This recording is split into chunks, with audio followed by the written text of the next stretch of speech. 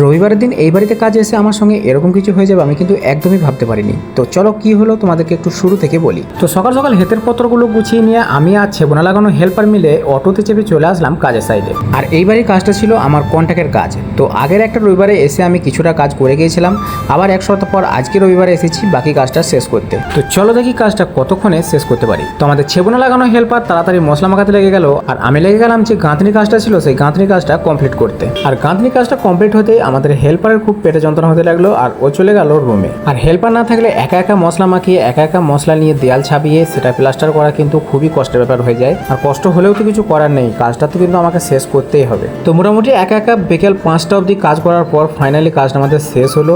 আর এখন শুধু বাকি থাকলো এই পিলারের মাথার পাইপগুলো টানতে। তো আরও কিছুক্ষণ কষ্ট করার পর ফাইনালি পিলারের মাথার পাইপ টানাগুলো শেষ করে আজকের কাজটা কিন্তু পুরোপুরি এখানে কমপ্লিট হলো। আর হেল্পার না থাকার কারণে কাজটা শেষ করতে কিন্তু সেই লেভেলের একটা কষ্ট পেলাম। তো কাজটা কমপ্লিট করে হেতেরগুলো একইভাবে ব্যাগে ভরে নিয়ে কিছু দূর হেঁটে এসে এই বড় মসজিদটার সামনে অপেক্ষা করছিলাম অটোর জন্য। আর যেদিন ভাই ভাগ্য খারাপ হয় সেদিন চারিদিক থেকেই ভাগ্য খারাপ হয়।